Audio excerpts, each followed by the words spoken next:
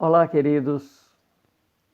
Como é que estamos passando por essa fase de crise que tem exigido de todos muita energia e imperado até sofrimento sobre muitos? E quero deixar aqui meus sentimentos àqueles que perderam já amigos, parentes, quem sabe, nesse momento de pandemia. E quero deixar então mais um vídeo, uma história que com certeza você vai apreciar muito. Vamos ver uma situação difícil pela qual passou o rei Davi e o povo de Israel, naturalmente com ele. Tá bom? Você nos acompanha, eu fico agradecido.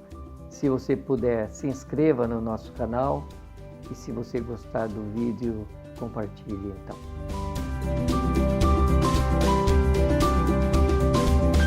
Pois bem, eu gostaria de fazer aqui com vocês uma conversa sobre uma peste que assolou a nação de Israel lá nos tempos do rei Davi. Está registrado no segundo livro de Samuel, capítulo 24, e no primeiro Crônicas 21. Em ambos os capítulos, em ambos os livros, a história é a mesma, escrita por pessoas diferentes. Então, se você fizer uma comparação, você vai ver que tem algumas diferenças, até de números. Mas isso é bom. Isso é bom porque a Bíblia não é um acerto entre parceiros. É um livro escrito por autores que foram inspirados por Deus e cada um escreveu do seu prisma, do seu ponto de vista. Isso não diminui, não põe em risco a autenticidade do texto sagrado. Pois é, aconteceu lá o seguinte: num certo dia deflagra uma crise daquelas formidáveis, o termo da grandeza do estrago que se vinha fazendo. E em 3 dias morreram 70 mil homens. E como quando acontece uma crise, uma pandemia, uma peste, é normal as pessoas perguntarem, né? Quem foi, como foi, por quê, de onde veio, foi Deus, foi o diabo? Interessante. Os 2 capítulos que eu citei, eles começam narrando de uma forma bem curiosa. Por quê? No texto de Samuel, diz que foi Deus quem incitou Davi a uma certa situação. E o texto de Crônicas diz que foi o diabo. Só aí você já vê que é para complicar mesmo, porque, enfim, Deus é soberano e debaixo da soberania dele as coisas acontecem. Eu vou evitar aqui a palavra controle, porque Deus tem o universo sob controle, mas ele prefere não controlar a nossa vida, tá bom? Pense nisso. Ele prefere nos deixar livres para escolher e respondermos pela escolha que fizermos. No meio da pandemia, ninguém sabia por que aconteceu tudo aquilo, por que tanta desgraça e tanta morte. Mas tinha alguém que sabia, mais que uma pessoa. O rei Davi não só sabia, mas ele sabia que era por causa dele. Que período era aquele da vida do Davi? Era um período, ele estava quase já no final do seu reinado, e de 40 anos, e agora ele passava num momento fantástico. Se você ler os capítulos anteriores ao do relato, você vai perceber que só histórias fantásticas das vitórias de Davi, dos seus valentes, do seu sucesso. Ele estava naquele tempo de querer saber, medir exatamente qual era o tamanho do seu reino e da sua glória. Ele havia chamado o seu general, Joabe, por sinal era sobrinho dele. Davi era bem mais novo na família, então ele tinha sobrinhos da idade dele. E o Joabe, quando ouviu a proposta do rei, que era de ir e contar o povo, fazer um recenseamento, o Joabe falou: não, minha majestade, não, meu rei, não faça isso. Por que vamos fazer isso? Que o Senhor multiplique o seu povo e os teus anos, para que tu possas viver e contar e ver tudo isso. Mas a palavra dele prevaleceu contra o general e prevaleceu contra os líderes, os generais da segurança, os seus maiorais. Eles foram, num período de quase um ano, 10 meses, eles fizeram o recenseamento e trouxeram os números e entregaram para o rei. O texto diz que quando ele pegou aquilo na mão, ele acordou. Ele se deu conta de que tinha errado e orou e pediu perdão a Deus. Isso foi ótimo. Ele se deu conta. Mas a Bíblia fala que Deus é perdoador, mas não tem o pecador por inocente. Ou seja, Deus falou para ele: uma situação foi gerada, tem um assunto a tratar com você, você vai escolher, eu vou te dar 3 opções. Vou ficar com o que narra no livro de Crônicas. Você vai passar por 3 anos de fome, seu reino, seu povo, ou você pode passar por 3 meses sendo derrotado pelos seus inimigos, caindo na espada deles, ou 3 dias na espada do Senhor. Você escolhe, o profeta falou, você escolhe e me diga para eu responder para quem me mandou perguntar para vocês. Aí tem a sua escolha. Tá. Eu não estou querendo relacionar essa pandemia que nós estamos passando com alguma coisa desse gênero, mas eu acho que cada um tem que encarar a crise na sua realidade, dentro da sua vida, da sua casa, do seu relacionamento com Deus. O que é que Deus quer me ensinar hoje, com o que eu estou passando hoje? Seja em prosperidade, seja em pobreza, seja em vitórias ou derrotas. Alguma coisa eu tenho que aprender, Deus quer me ensinar para meu bem e para a glória dele. E então o Davi falou: bom, eu prefiro cair nas mãos do Senhor, porque eu sei que ele é bom, é misericordioso e é muito melhor do que eu cair na mão dos meus inimigos. E ele preferiu então que o Senhor manifestasse a ira dele naqueles 3 dias. E um anjo veio derrotando tudo, e veio uma peste morrendo, como eu já disse. E o Davi gritou, chorou e lamentou e pediu perdão para Deus. E Deus mandou parar o anjo, que já estava com a sua espada destruidora sobre a cidade de Jerusalém. Que cidade? Que é essa cidade? Bom, se estamos falando do ponto de vista de Israel, daquela nação, Jerusalém era a sua capital, era o coração do país. Se vamos olhar do ponto de vista bíblico, Jerusalém, ela é o centro da história relacionada conosco. É ali que as coisas aconteceram no nosso plano e que aconteceriam no plano de Davi, no plano de Israel, porque é lá que Jesus, o Filho de Deus, viria, o Messias.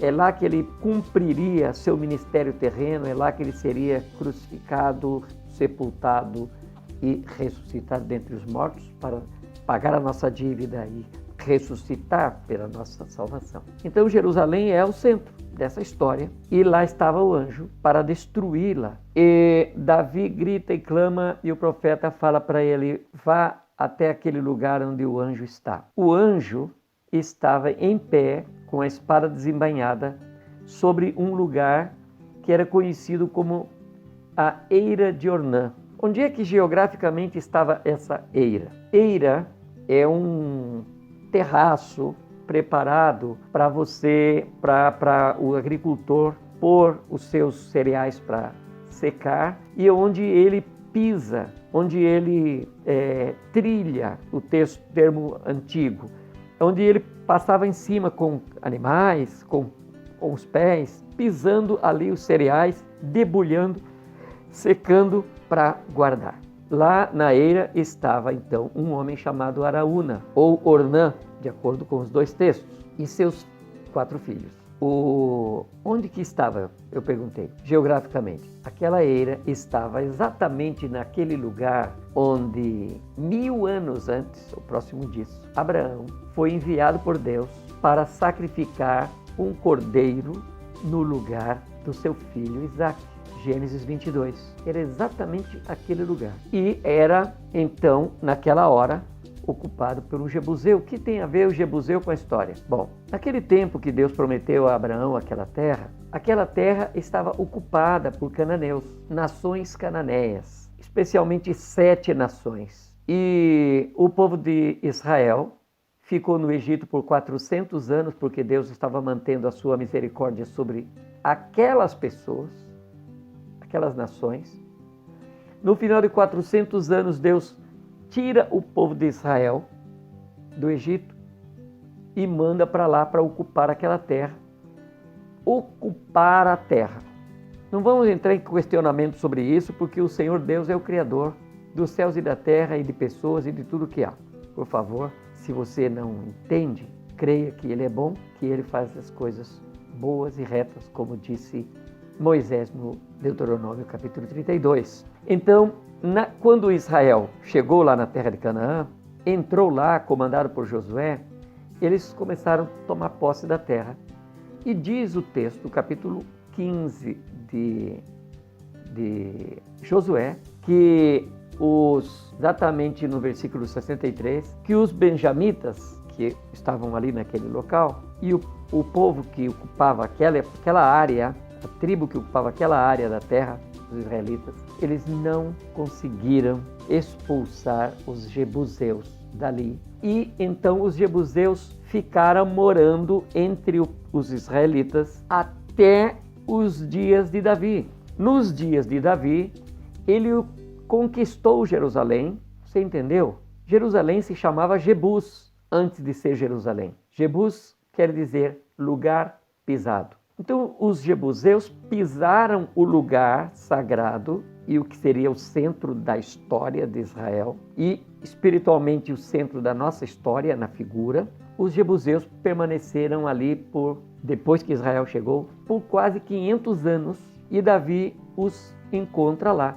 Davi toma então a cidade de Jerusalém. E mesmo Davi tendo ocupado a cidade e tomado ela das mãos dos jebuseus, e feito dela a capital e ali o seu trono, ainda permanecia no lugar que seria o coração de Jerusalém. Jerusalém, eu falei que é o coração da história de Israel, centro, mas o coração de Jerusalém, o lugar onde deveria estar o altar, estava ainda pisado por um jebuseu. Olha, eu acho que já deu para a gente entender aí a história. Davi vai até lá, a ordem do sacerdote Gade, para ele era sacrificar ali. Por que sacrificar?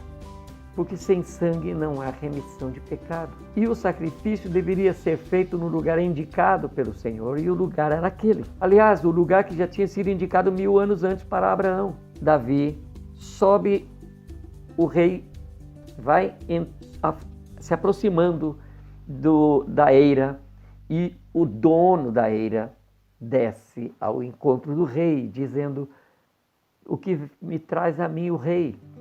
E ele diz: eu vim para sacrificar aqui, neste monte, neste lugar, na sua eira. O Araúna, o jebuseu, disse para o rei: ó rei, aí está o lugar, aproveita os bois que eu tenho, que puxam o arado, as tralhas do arado, e faz o sacrifício, usa os bois, queima as tralhas e usa esse espaço para o sacrifício ao teu Deus. Eu sempre fico pensando que o adversário tem sempre uma alternativa perigosa. O lugar era do Senhor. O Senhor havia dado aquela terra a Abraão 1000 anos antes. Ali se desenrolaria a história, como nós já falamos. Ali naquele lugar deveria estar o altar, ali estava o jebuseu que estava pisando o lugar sagrado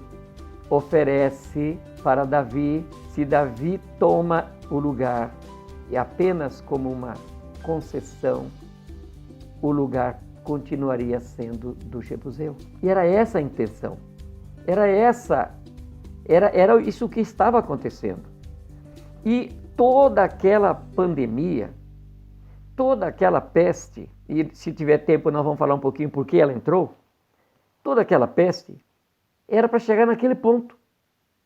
Era para chegar naquele ponto onde Davi pudesse construir o altar no lugar sagrado, mas para isso ele precisava resgatar da mão do Jebuseu, e ele disse: de maneira nenhuma vou tomar para o meu Deus o que é teu, o que te pertence, mas pelo contrário eu quero comprar e pagar o devido preço. Ele meteu muito ouro e prata naquele negócio. Na hora, comprou a terra a peso de ouro e comprou os bois a peso de prata. E ali ele então sacrificou e cessou a praga. Só um momentinho mais. Aí você está pensando, por que Deus incitou-o, ou por que Deus deixou o diabo incitar Davi a levantar o censo, que foi o motivo da ira de Deus que levou a tudo aquilo? Bom, nós já sabemos que o alvo era aquele negócio ali. Davi comprou de Araúna e aquele lugar sagrado em Jerusalém deixou de ser do adversário. Então vamos voltar um pouquinho lá atrás. Como é que estava Davi mesmo? Eu comecei falando que ele estava muito vitorioso, ele estava até envaidecido com tudo aquilo. Pois é, ele tinha uma brecha aberta no seu coração. E é por ali que o Senhor trabalhou. O Senhor não foi injusto, ele não pode ser, ele é o Senhor Deus, é justo em tudo que faz.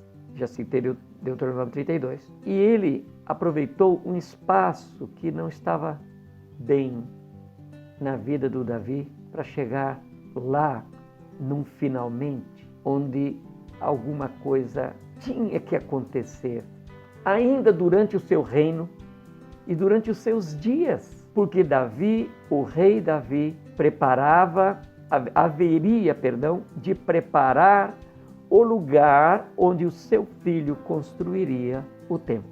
Aliás, diga-se de passagem, esse lugar lá em Jerusalém, hoje, isso não é menos importante? Não, é bastante importante. Continua sendo ocupado para um outro propósito. Tá bom? Vou parar por aqui. Como é que isso soa para você?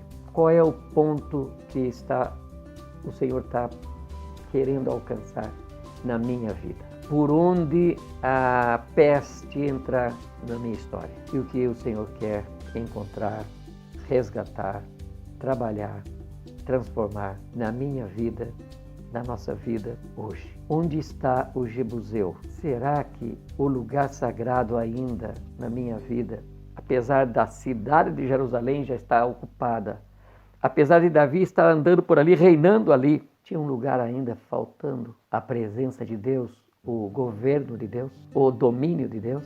Tomara que nesses dias a gente tenha a graça e a sensibilidade de descobrir onde o anjo está parado, onde está indicando o lugar que tem que ser resgatado em nossas vidas. Deus abençoe a todos.